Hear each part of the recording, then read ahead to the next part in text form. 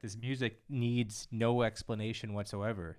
It's the feeling of it is the thing that should be what moves you, right? It's like, of course, you understand the nuances, you understand the technicality and all the aspects of how the music works. You're gonna get a fuller understanding of what's going on, and that will enrich the experience. But yeah, you just come in, you sit down, you listen, and hopefully you're moved to tears or moved to something.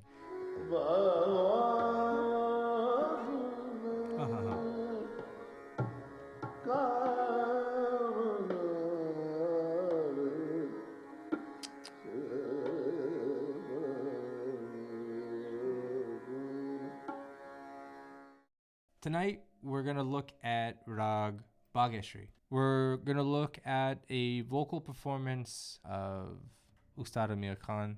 He's one of the legendary vocalists, but growing up, he was somebody that my father would always say that if you want to listen for like Raga in a different style, he's who you want to listen to, basically. He has just such a strong sense and idea and identity of each rag. So really beautiful voice too. So it helps that he's wonderful to listen to because his voice is beautiful. So he's just fantastic. And that's what we're going to focus on tonight. Now, a couple things about this real quick is that if you're not familiar with this rag, this is an evening raga. It has peace and joy as two of the kind of main sort of moods, the rasas. And there's even, to me, I've heard this song and played in like a lot of film music and so like romantic songs and things. So I think there's definitely a romantic notion involved. Something about the Mahavadi rags to me just kind of have this sort of feeling. Not all of them, and it doesn't have to have this at all. It's just something that comes up. There's a sweetness to it that is there. But also peace and joy, hopefully, are emotions that you have when you're in love as well. So maybe that all goes nicely together. Doesn't always have to be that way, but I'm just saying that those are potentially associated. So the vadi of this rag is ma. Ma, vadi being, the kind of the strongest note. Vadi is sa, ma, and samvadi is sa. And then you also have the anuvadi, which is like the other notes basically that are in the scale, but the bigger ones are da and ga. Da. So you have sama.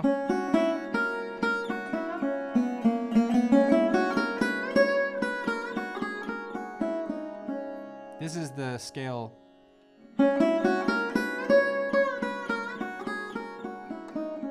This is the Saragam da ni sa sa ni da ma pa da ma ga re sa. This is the scale of this raga. There's a bunch of variations here, but this effectively is what we're going to be hearing. Now, one of the cool things about this raga, or any of the ragas that have the movement of the melody in the scale, is that you get it right as you play the scale. So you get the feeling of it.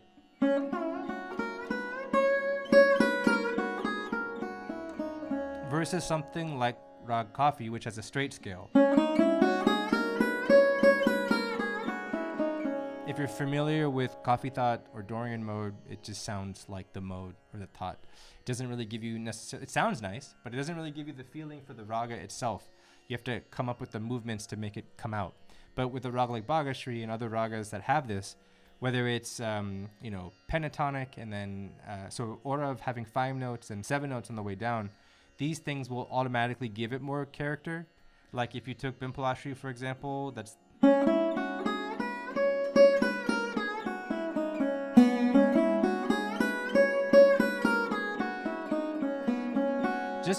Just by taking notes out, you're going to get a different feeling, obviously. But with something like Bageshri, for example, because we're specifically...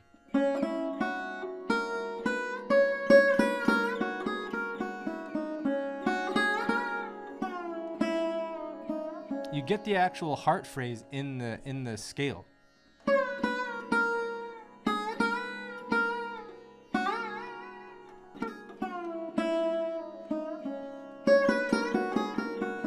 A little fuller. This is sa ni da pa da ni da ma pa da ma ga re sa. So these are the excuse my voice. We're in C sharp, so it's a little higher, but voice is a little shaky right now. It's all good. It happens. So this is the scale. This is what we have to work with, and this is what we're going to be listening to. So we have the heart phrase kind of being this.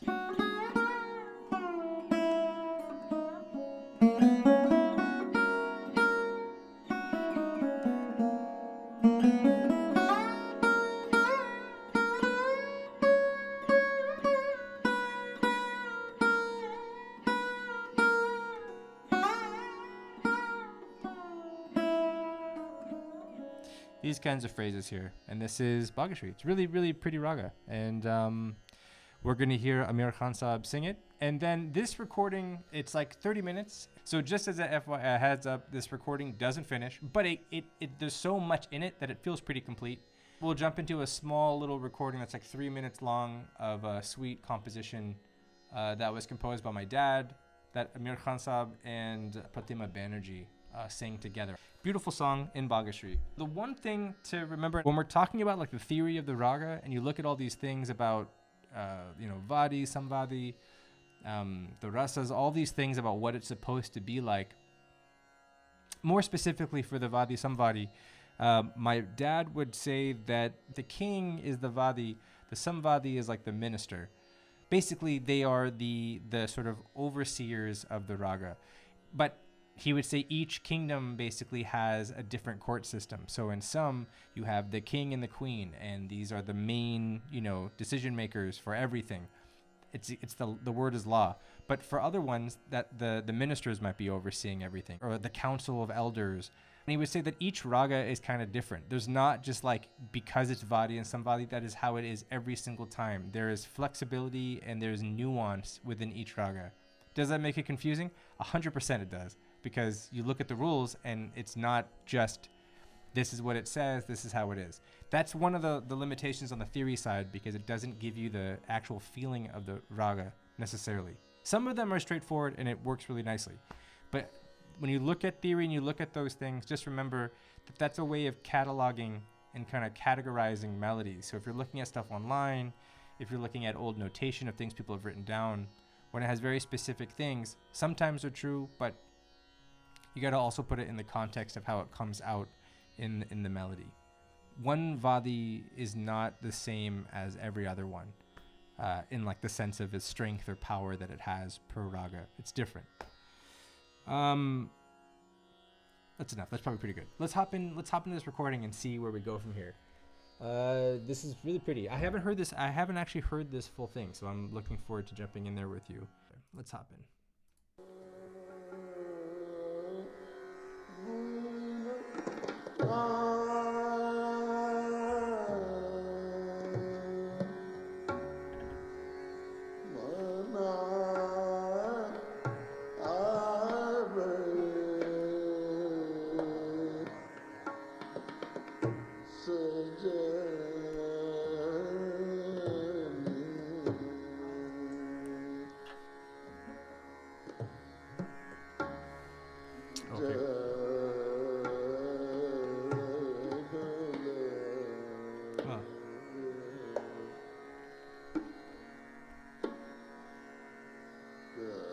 Sorry, I'm trying to tune it real quick.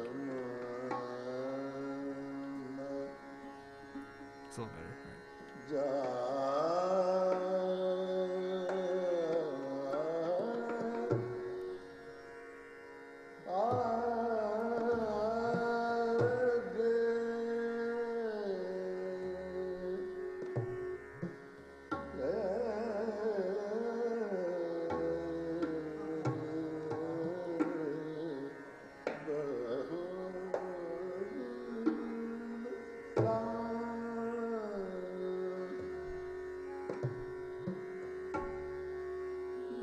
All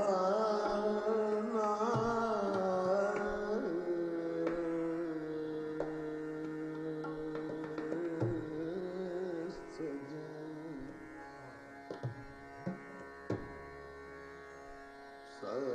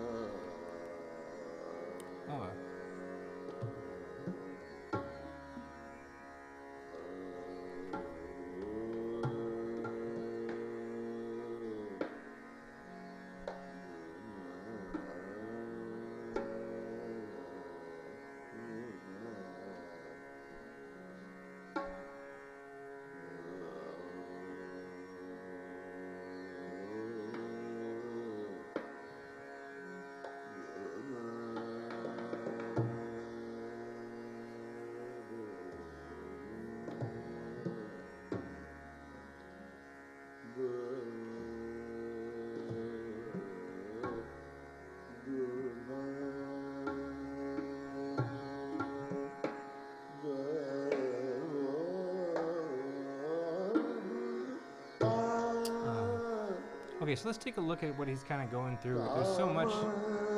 So, it's a little, when we're thinking about the kind of approach, right, from instrumental, like Baba, and the style that we play in, or the style that I play in. Well, no, the style, depending if you're a double player, or if you're a singer, or if you're in the Maihar style. If you're looking at how we approach Alap, George, Hala, all these things, right? This recording starts off and he's doing something. We don't know if he's going right into the gut, if the recording didn't show any sort of an outchar Alap being that kind of introductory phrase, a shorter version of the Alap before he goes into the gut, or if that's all it was and it really was that really brief movement there. This is absolutely a way that vocal concerts will work. And a lot of people, especially I think more traditionally, might not really show many phrases at all. It might just be an opening phrase, like one little movement. It could even be the mukra of the gut, mukra being the hook that brings you back to Sam, the first beat here. So he jumps right in, and it's already...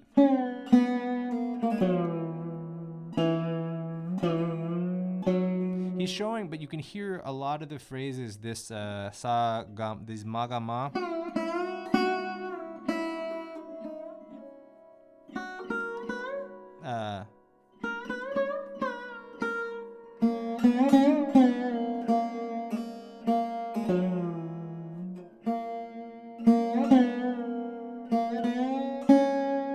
But, he has so much sustain with the voice that he's able to just sit there, and he's really, even though he's showing some aspects of like ornamentation,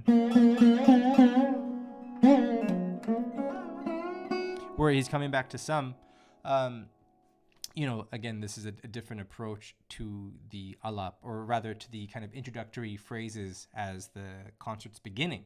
So it all sort of is a little different, and this is one of those things where it's a different approach than our style. So when we're thinking about what's still coming in, he's not showing antara yet, obviously, right? And it's not running around all over doing tons of runs. He's not doing Taans like immediately as he starts. He's spending a lot of time building the kind of feeling of the raga. And that's what we're kind of focusing on here. And that's what I'm listening for, is this approach of how he's kind of beginning and starting the rag. What notes he's showing, where is he going to go with it? And then for me, I realized I didn't ask one of these questions in the beginning, but generally I'll go in with a question and kind of look for something. And this, I just really want to see what he's doing with his Bageshri. How is he showing it? I would love to see his treatment of the Re. Because there's another raga that we won't go into this right now, but Bageshri Kanra, which is a really beautiful rag. There's another rag called Shahana that's also quite similar in some regards and pretty close. So we want to look at that maybe at another time. But what I'm looking for is to see kind of how he treats the Re, where he's using it, especially in these phrases.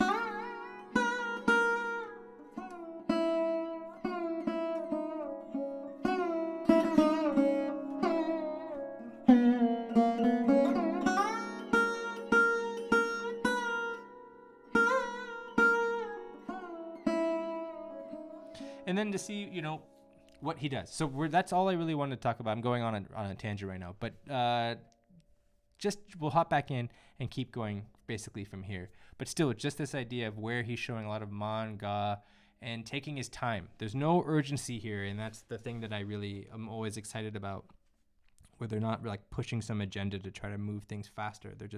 He's just singing, and we just get to experience it there with him.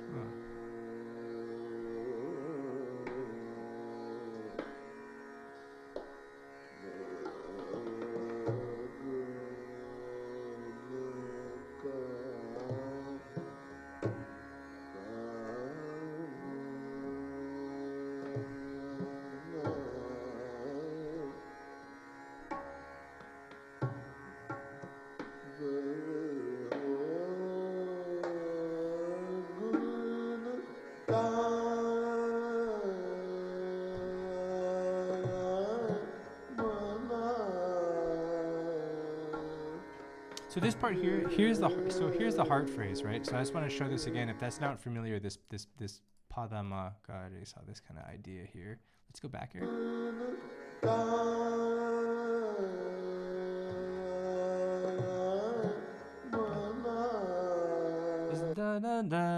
This is one of the aspects of the heart phrase, and there's so many ways you can show it. This rag, because you have this whole thing where the raga is, not to break up the mood, sorry, but just because the scale is the raga, is that what I was trying to say? Just because the raga's scale is specific, what am I trying to say? That it's curved and that it's a fairly specific scale is what I'm trying to say, I think. It can feel repetitive in the sense of like when you're first starting out and you're kind of like trying to figure out how do you kind of improvise and move around it. It's like, well, it always goes down the same way.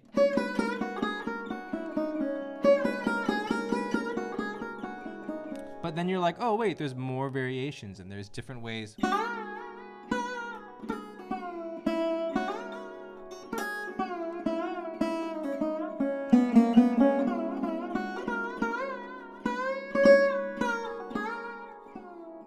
There's different variations. And so the whole thing is that we keep learning them, we keep practicing them, we keep exploring them. We listen to people like Amir Khan Sahib, if they're not our Guruji, and then we can study what they do as well and try to, put it against or sort of compare it to what our teachers are doing and who the people in like our specific Gharana, what they're doing. You're trying to keep the traditional value of the Gharanas separate. So my Gharanas kind of focus and the way that they develop is going to be different from a different Gharana. Now, if you're listening to our dad, that's going to be our dad being the collective Baba. But to my dad, then, you'll have a certain version of the raga. It's his version. A lot of people collectively would say that his version of the raga, it was so strong that he was a great person to look at because he didn't take, even though he was experimental in his approach and trying different things and changing the way that he formatted ragas, he wasn't going to play the raga super wrong. There was never something where you're like, what the heck version of the raga is that? That's not how it goes. It's, you listen to him and you're like, man, this is a really beautiful way of showing it. It's so brilliant. I didn't know you could do it like that. Then you listen to someone like Amir Khan Sahib, you're getting all these really beautiful approaches. So we look at those, we can try to study those and sort of graft them onto our understanding. But that is with the what do you call it? Dreams that my brain is not working. It's oh my God, what am I trying to say? The thing that I would urge you to be aware of is just that it might be different from how your particular teacher or the particular style will render that raga. So certain styles will hear something and be like, no, you can never do it that way. Like you can't play. I mean, I don't think anybody would say that for Bageshri, but there's certain ragas where that'll happen. There'll be examples where it's like, no, you can't show the pa that way. No way. You can't do it that way.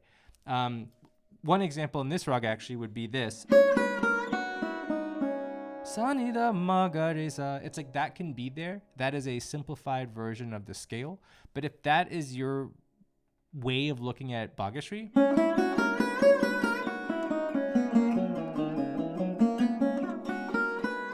it's one thing when it's fast,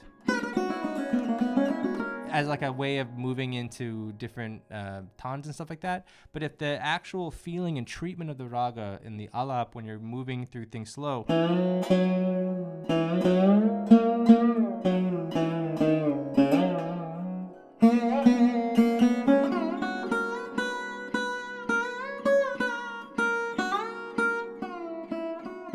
it's like if you never had pa, it would be like, what version of Bageshri did you learn from our family? Like, that's not how we play it. At least not that I know of. So when we're doing these studies and we're like listening to these recordings and all these masters, that's the kind of thing that we want to pay attention to. Like, what are they doing? What's different from what we know? If you don't know any of it, or if all of it is new, then, this is not the thing you necessarily need to be super concerned with yet. Really, the point is that when you hear people that are outside of the style, you just kind of want to keep those to the side until you can ask your teacher or you can explore as you gain more information and see how they fit in and where it all kind of fits within the scope of the raga. Because if you're keeping the Gharana separate, that's the traditional side. and then you can start to incorporate other aspects too. But it's just like one of those where you need to know when you're sort of breaking the rules, quote unquote, of your own style. I think that's what I was trying to say. I apologize that was a very long-winded way to get there. Let's go back.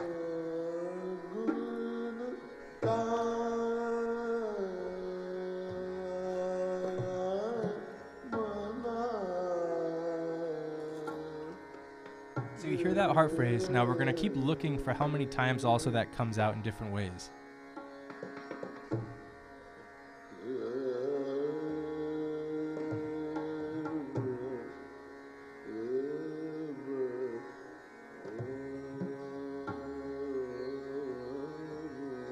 Oh.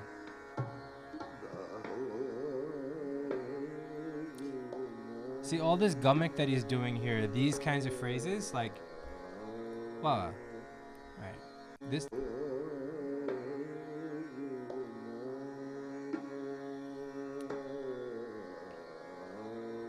This is where some of the instrumental and vocal, some of the traditions go different. Like some of these movements we wouldn't necessarily show until you've shown the antara. The more you start to go into these sort of sections, it's kind of changing some of the feeling. These are really pretty, and part of the beauty of this music is that it's not every single style is the exact same. So let's go back again. I just want to point out these sweet embellishments. What?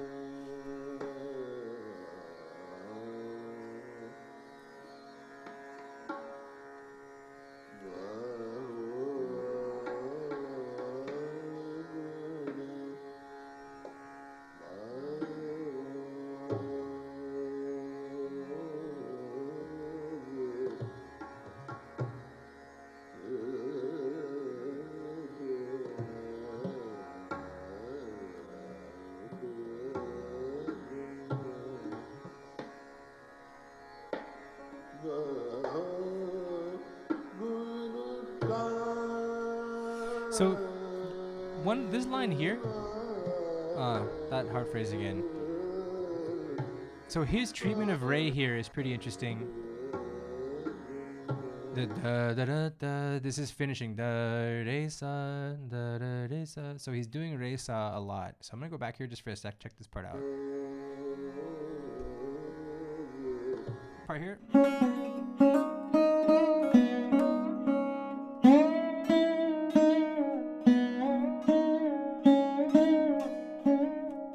So this, he's using ni sa re sa, which is an interesting phrase. Again, yeah, 48 beat Ektal. Oh, I didn't say. Sorry. Yes, it is a very, very slow Ektal. 2, 3, 4, and 2, 3, and 4, and 2. So that's the pulse of what we're counting here. Ektal being 12 beats, so 4 beats or 4 pulses effectively.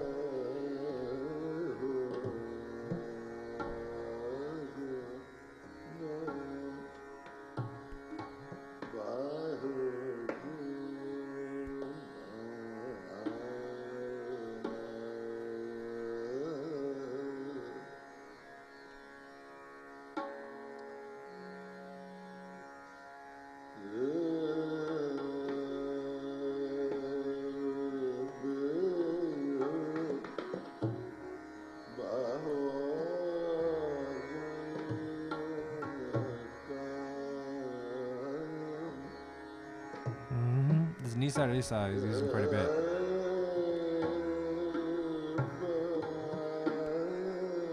Ah.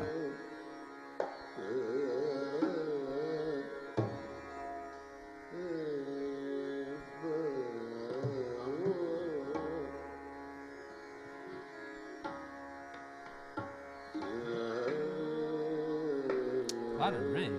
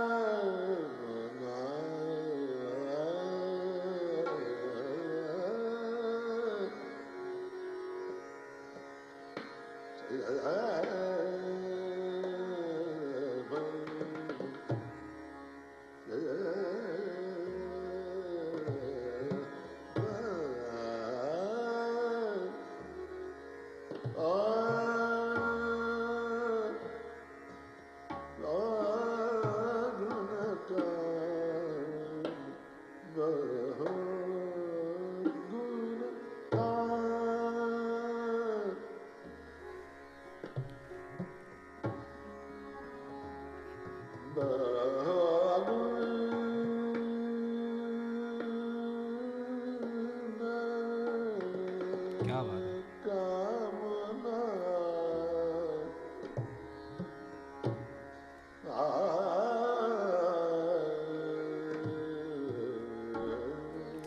Really is using quite a bit of Ray. It's pretty interesting.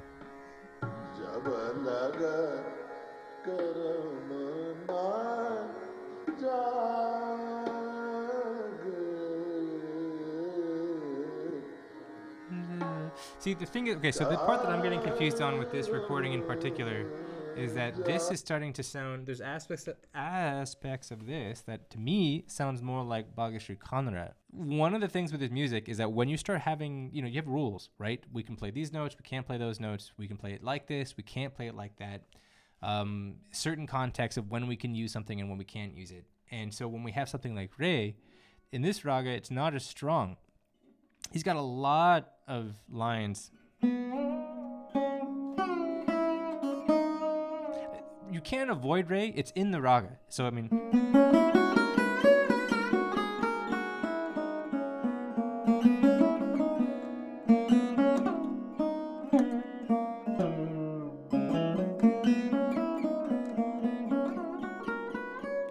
So, I mean, you're going to hit Re anyway, so it's there. But then the question is, how often can you use it? I'm a little confused at the moment because he's using a lot of it, and I don't know if this is like he's making a point to do a bunch of bistars like around Re, just to show how it comes out and how it can sound, because it very much sounds like Bageshri.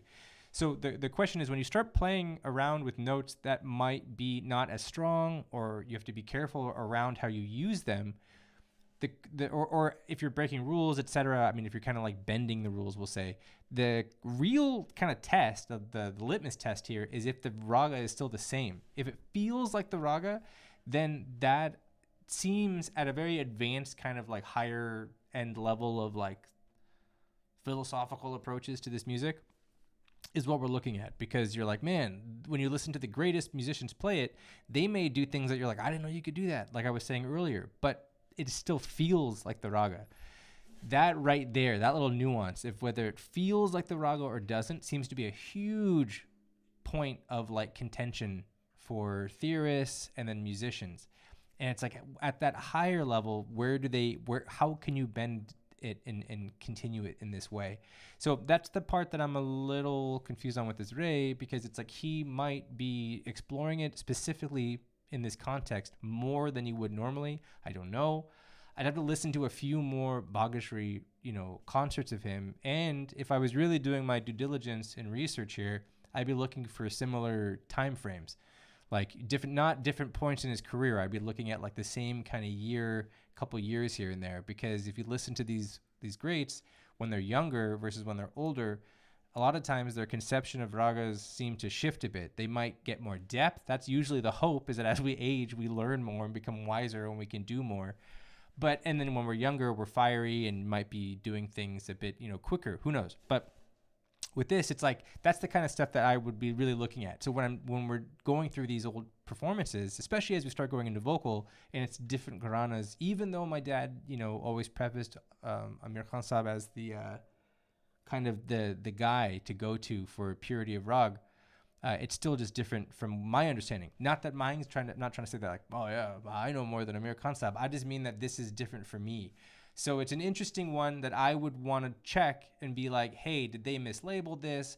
Did he say anything before the concert? Because it could be as simple as, this is one type of Bageshri, and then goes in and sings it. And then we as a listener, 50 years later or whatever, are like, whoa, what kind of rendition of Bageshri is this? Is this the only way you can do it? And it turns out we've been listening to a recording where he stated something beforehand. I don't know for this example, and this is definitely I'm kind of reaching here, but I know this exists for things like my dad, where there's recordings, if you listen to that one recording and you thought like that was the way you had to structure everything around it, it might be kind of confusing. But you missed the part where he mentioned what he was doing, and he was like doing a specific thing, and he states it before he starts, and that can be a challenge for us listening. So this is one of the weaknesses when we just study by listening. These are the pitfalls and traps that we can run into. So when we're looking at this re though,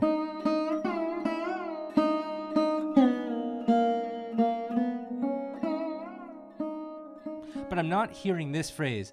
This is that Kanra Prakar, what we call the family feeling.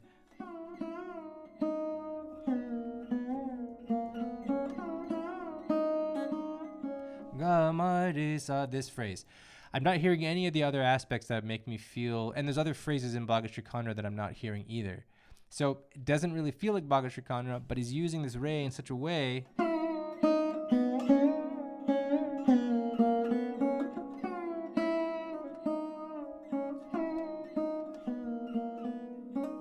so it makes me really curious. I'm just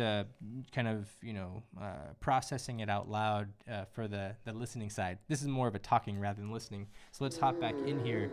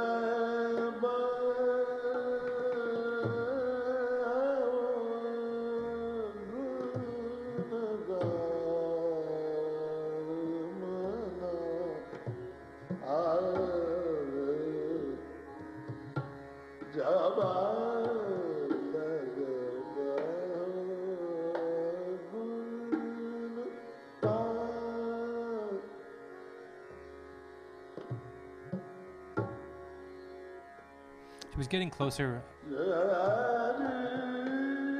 Okay. I was wondering. Here's the Antara.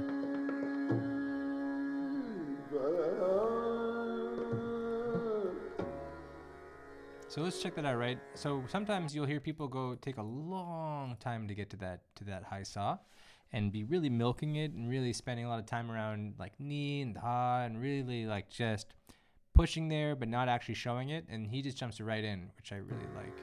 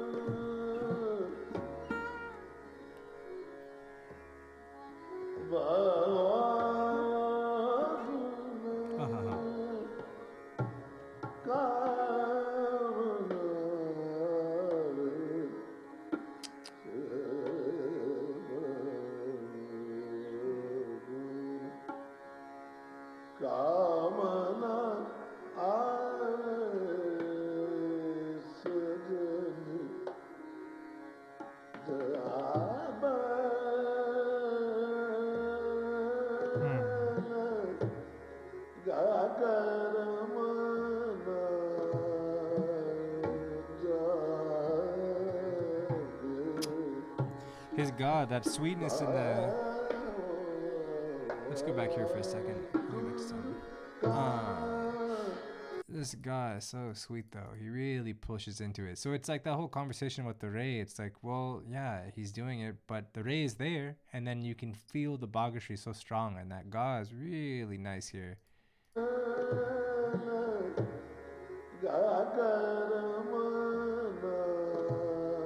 Really sweet Maga. Taking his time in that heart phrase, right? It's this part.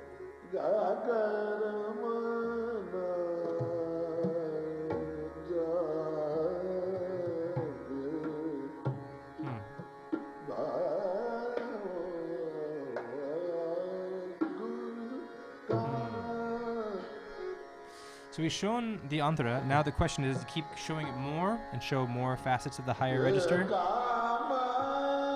Yeah, probably. Okay.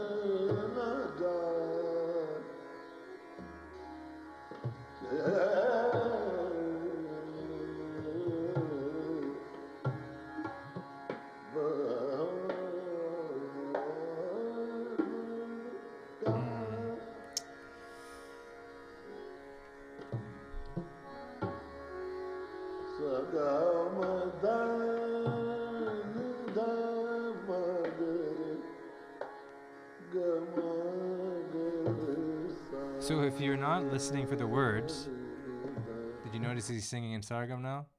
Right? He's done it a couple times, but...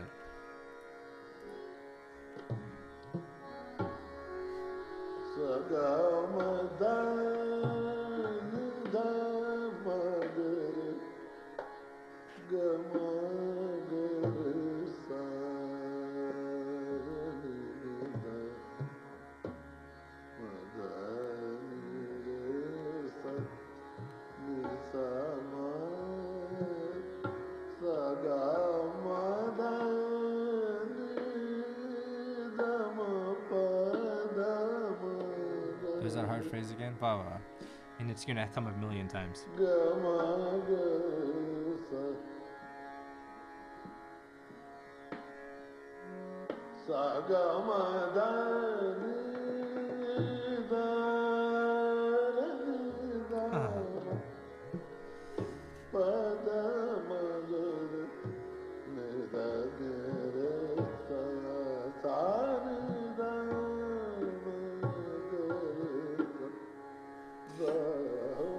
Okay, so that's that.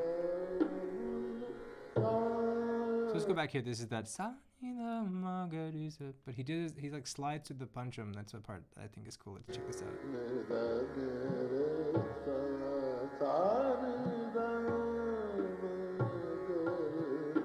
So when I'm saying this thing about how like we don't really think about it as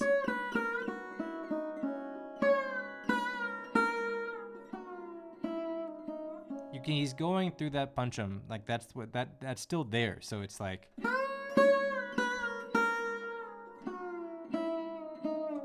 not just sa ni da ma ga re sa.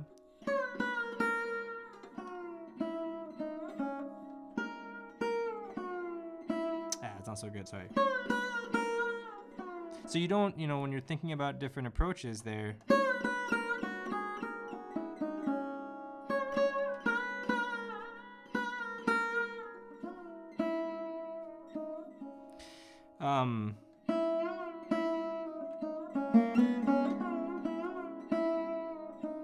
he's using this as an ending phrase a lot, which is there. This ga ma ga re sa re sa.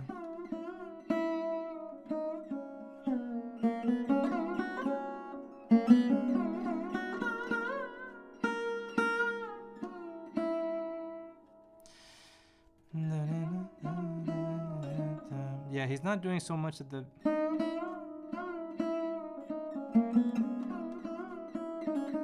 I'm still thinking about the Bageshri Conrad part. But it's like the next line that's pretty interesting is that when he was showing all these, he did like a full-on like Bistar, like two that were kind of like all resolving around the Re, which is the part that made me think about it. Then the next one, I think he was doing it more around Ga. So it's like, okay, maybe in those Bistars, he was just showing more resolutions on specific notes, and that is a traditional way. I just still think it was pretty interesting about the Re.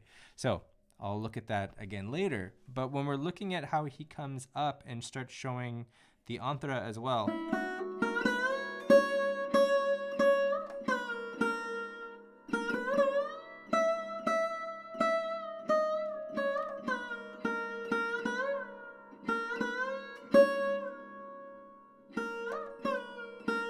really sweet ones around this Re. So it's like using the Re but not sitting on it so much, not like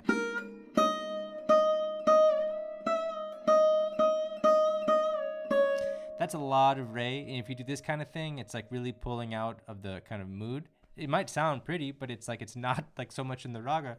But he's doing things that I love when he pulls them out. Just this little sweet little da re da. This.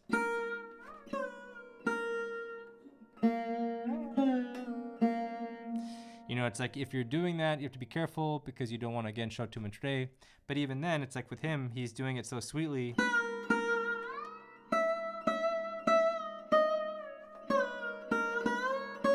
Yeah, it's like he's not really showing too much of this da ga.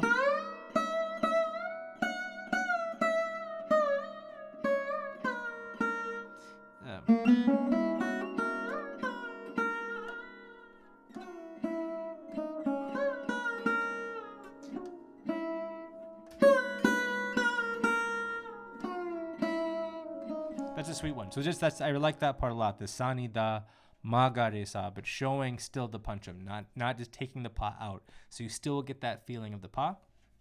But then if you think about it that way, the scale itself,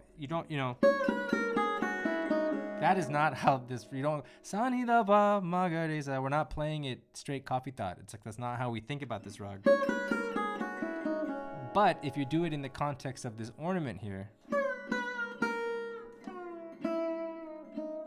or this really sweet little movement there, this slight push to the pa. So it's more that sani da magare sa, but you get that little hint of the pa.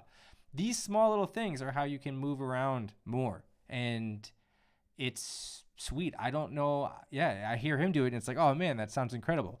You take those, keep them inside and think about them and see where they come out later. The other part is too, he does something like that. And if you think it's questionable, or you're wondering how that goes against or compares to things that you've learned already, you look for multiple instances where that happens. And I've talked about it before where it's like, dude, if you can find like 5 recordings of them doing the exact same phrase numerous times, and you can feel pretty safe that that is their conception of the raga.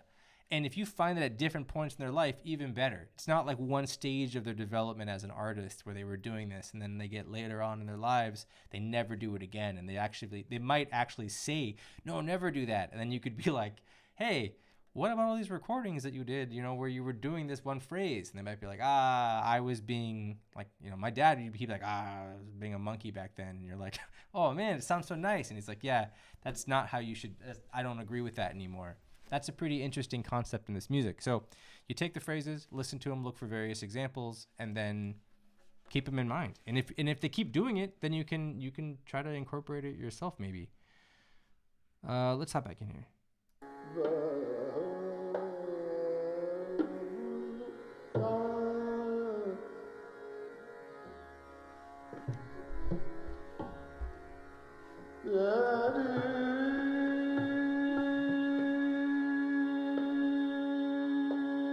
So there's like a third bistar on high sa. Baba.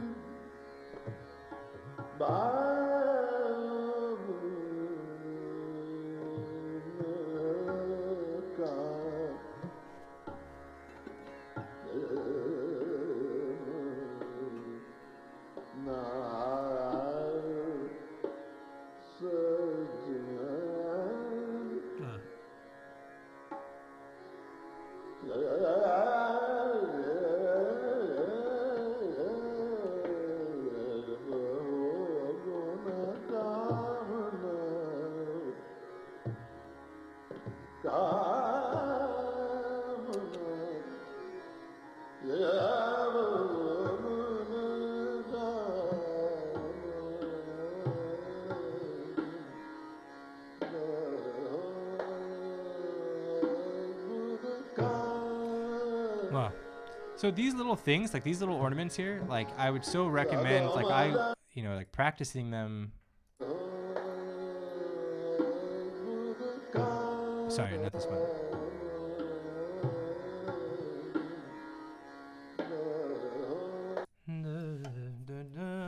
This.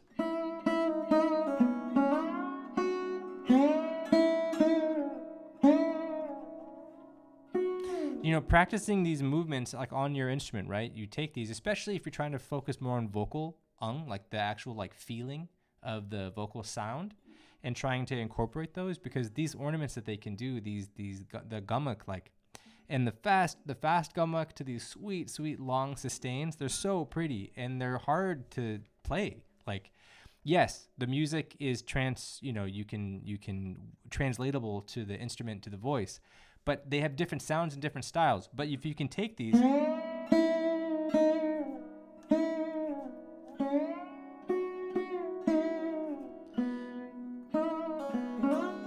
and try it in different parts, different voices, see what comes out and what you can do.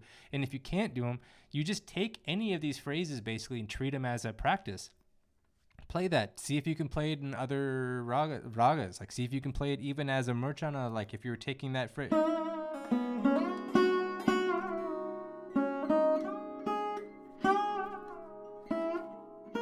See if you can translate it, and if you can move it, and if you can get these things into your fingers and into your voice, into your hands, and kind of internalize them, then it's like we have such a wealth of information that we can draw from. Because, I mean, even if you don't use it in the rag, it's like, man, the technique is killer. Like, I hear all these ornaments, and it's like, well, wow. I can play some of them, but some of them, like, man, there's so many that are just so fast that it's like, and so sweet and so effortless that to be able to do that at will is really something pretty remarkable. And it's just a recommendation or a welcoming to, like, man, just take these. We have so many examples from so many great artists, especially someone like Amir Khan Saab, really sweet, because his whole thing is that not his whole thing, but one of the things that I like so much about his singing is that he isn't just like only fast and just complete run.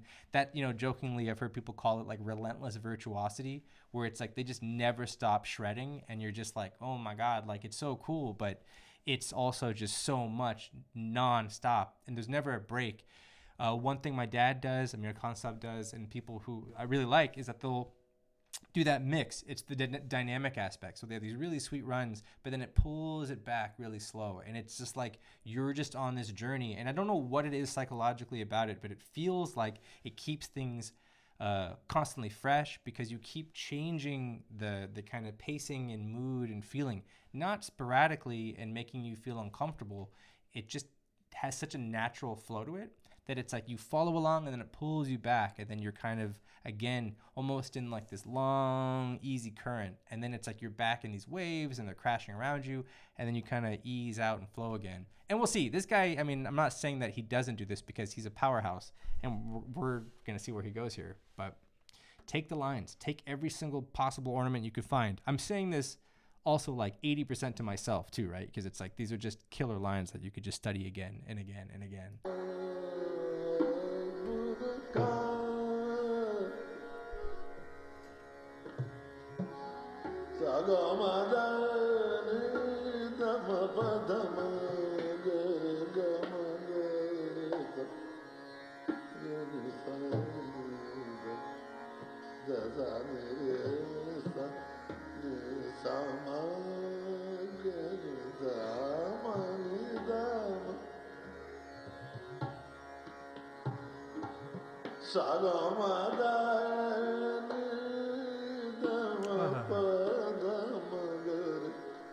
These sweet little, these sweet little Andalin.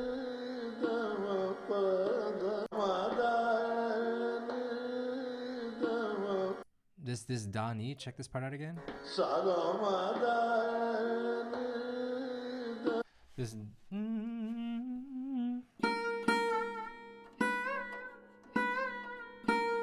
So this kind of stuff though is where we kind of like, for us, well, not for us, I can't speak for everybody. Basically the idea is, if you're doing these kinds of things, this is where it's like he does it as a touch. I think this is the first time I've heard him do this particular ornament. Maybe he did it before. So the question is, I'm going to go back in a second and check it out. Is he doing da, pa, da, pa, da? Because if he's doing a quick one, which is like a half step, then he's actually hitting komul-ha, which is not, right? It's not there. If you throw these little sweet things in there, you can get a lot of folk melodies that'll have this. Well, they'll throw in these really sweet.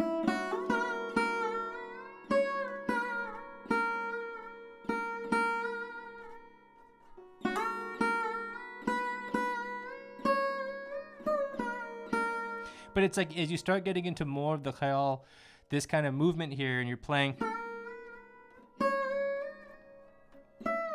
where it's like these are notes that aren't really in the rag so much.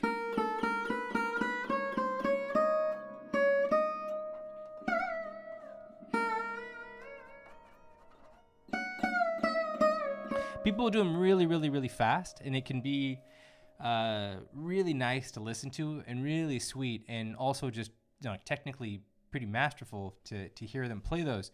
But when we're thinking about like Drupad versus Kheyal, these are different sort of approaches to these types of ornaments, and these kind of quicker ones will be more sort of characteristic of Kheyal. The question is, does he, well, I'll go back in a second to see if he's doing it that komul da, if he's actually throwing that in there, or if he's doing this da pada.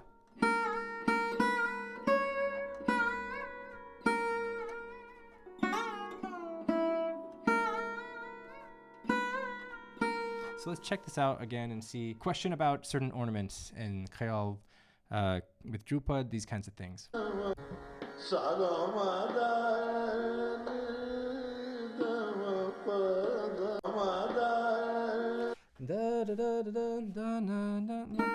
Yeah, it's more like pa. So no, then that question is continued. I mean, the question is answered. Da pa da. So in this case, he's not showing those small little ornaments that aren't really there. Would have been kind of surprised if he was doing that, but it's something interesting to be aware of when people are doing these kind of fast ornaments. Sometimes they're so fast, you can't even catch what notes they're even singing. And then if you slow it down, you realize that sometimes the notes that are in there are totally not in the raga, but it sounds really sweet in the moment. Versus things like this, where you can do these small embellishments, but it's still very much with like in the actual notes of the rag.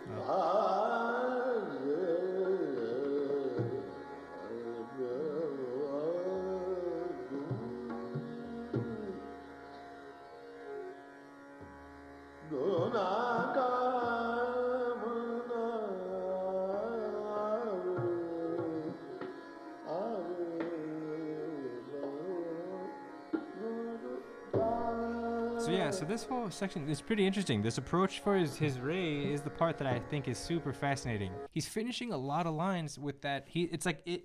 I can't tell if it's like, what's the word? Implying Sa. So it's like he ends on the Ray, but it's not like he's sitting on it. He touches it and then stops.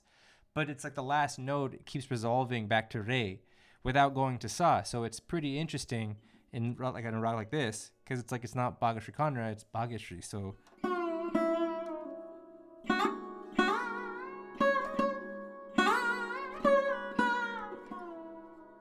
he keeps stopping on the Re. That part I think is really pretty, and clearly it's so much Bageshri. So the feeling of it being pulled away from it is not happening at all.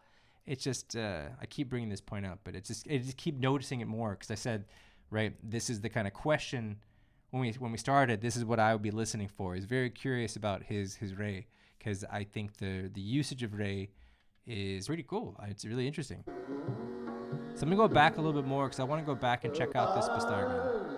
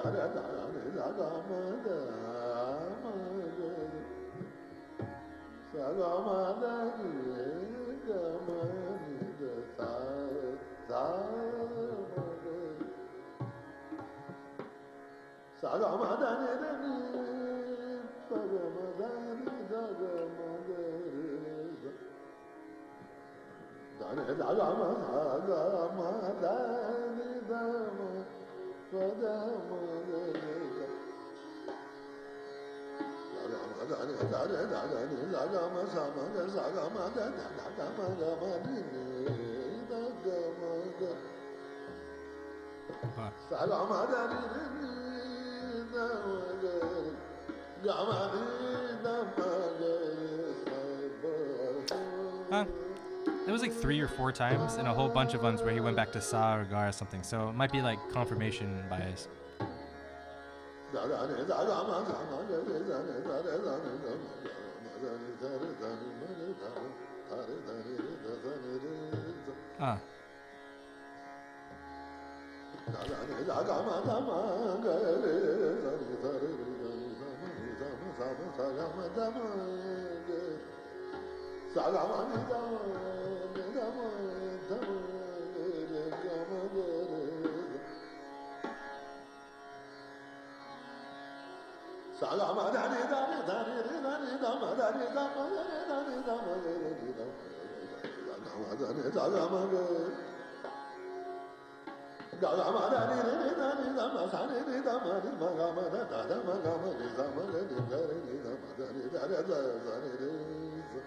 These are all lines we can take, right? Wow.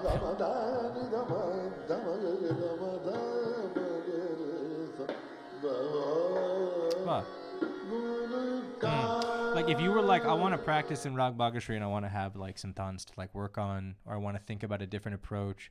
It's like, okay, well, if you have a hard time finding the notes and trying to piece them together, to sit down and listen to the recording and try to figure it out. But it's like he just sang all the Taans with the Saragam. So it's like he just gave you the answer. Any homework that we might give ourselves of trying to like actually listen and build up the ear training and all these things, he just gave you it all.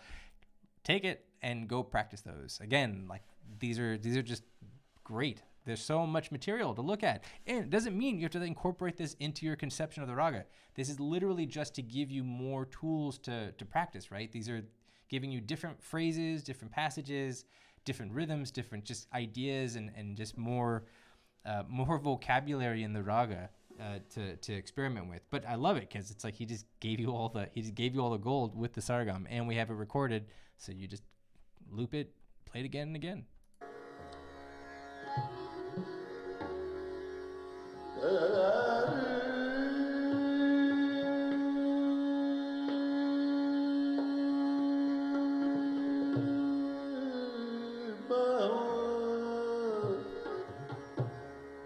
Wow, that tone.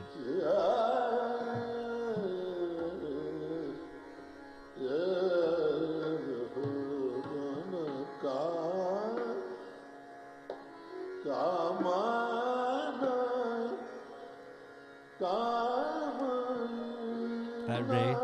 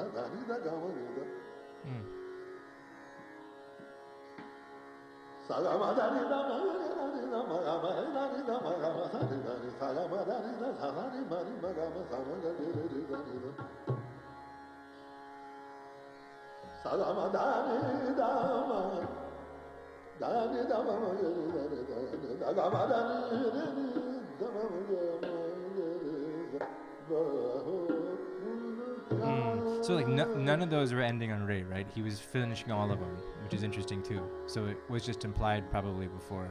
Gotcha. Wow.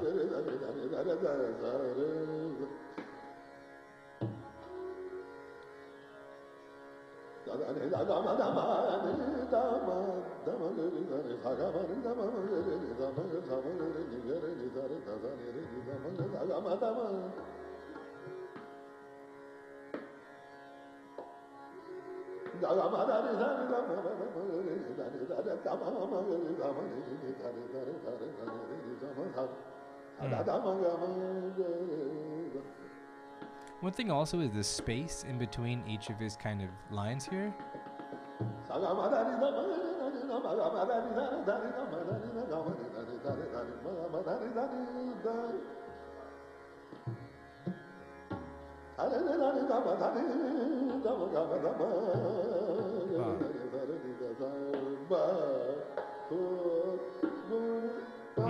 Kya baat hai.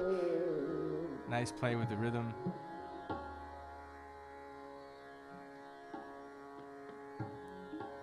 But there's a lot of space, which is sweet. He gives you time to breathe.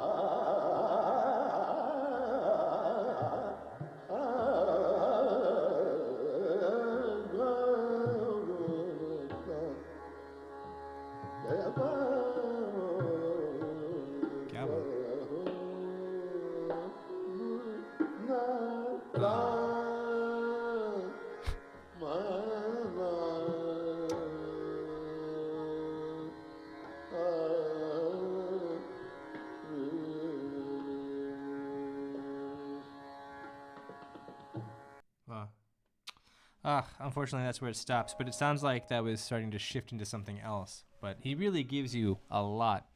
You know, there's so much in that recording for lines. So many sweet ornaments. Like there's so many things to practice. I love the sections where he's pausing, and you know, with the harmonium player or a sarangi player who's accompanying. In this case, it was harmonium.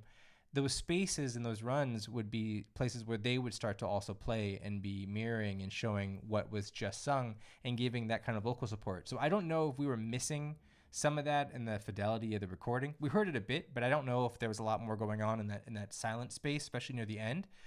But just the idea of like not needing to fill the space with just constant lines and constant anything. It's just you can step back for a second. It gives you as a musician a space to breathe, and then also gives the audience a second to kind of decompress, and then you come back with more lines. And we get it sometimes. In Saroj Sitar, you'll hear things where people, you know, dachik, dachik, dachik, and there's a lot of times where that actually has a better feeling. And you'll see artists a lot of times before they go into a big run, they're kind of like prepping, and it's like dachik, dachik, dachik, dachik, chick, chick, and then they'll start going off, and it's like they're almost like they're like psyching themselves up before they run in and catch some or whatever it would be. But it's nice to have these spaces where we can just sit and kind of have a lot of breath, because he kept doing it. He was doing these short, you know, about like 4-beat kind of runs, and then pausing for maybe a whole, you know, 1, 2, 3, 4 count, and then he'd go again or even more. So, you know, it's different approaches, obviously, from vocal to instrumental, but these are all just really nice examples of what we can do. Although for tabla, if you just stop playing for like 1, 2, that's a long time to just like stop. You're just like waiting, looking at the other person with you. They might be like, I lost the cycle. What's going on here? So we'll just do a quick last little sweet. We'll call this a little dessert. This is from a Bengali film called Kshudita Pashan by Tapan Sinha. Hungry Stones. It was a poem by Rabindranath Tagore. So Tagore's poem was turned into a film, and it's called Hungry Stones. Really cool movie. It's on YouTube. My dad did the music, and so this song, the singers are Amir Khan Saab and then Pratima Banerjee. Really cool piece. It's in Bageshri. So we'll check this out, and that'll be it. Whoops. Let's go back to this one.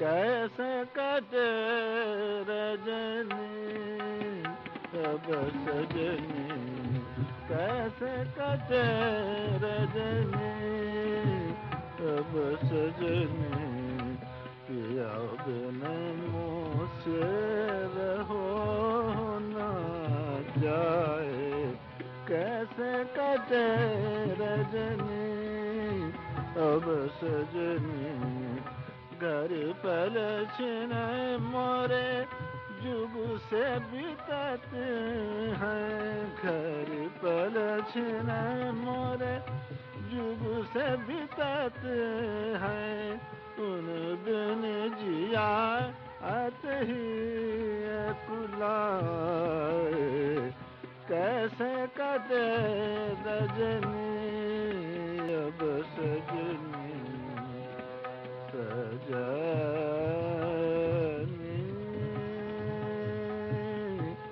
सजनी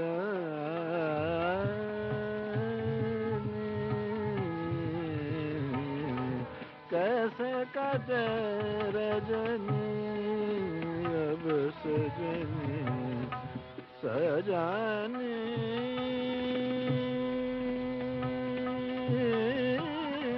Subrata.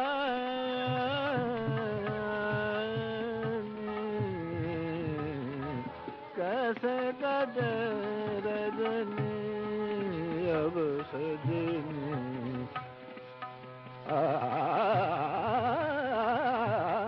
Rajni कैसे कटे रजनी कैसे कटे रजनी अब सजनी नैना मोरे तरस के प्यासे नैना मोरे दरस के प्यासे आशा झूठे देत दिलासे आशा झूठे देते दिलासे मन का पंछी रोवत तरपत मन का पंछी रोवत तरपत मानत नहीं मन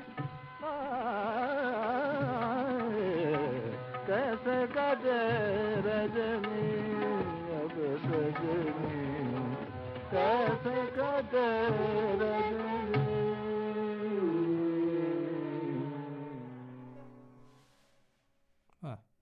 Sweet little song.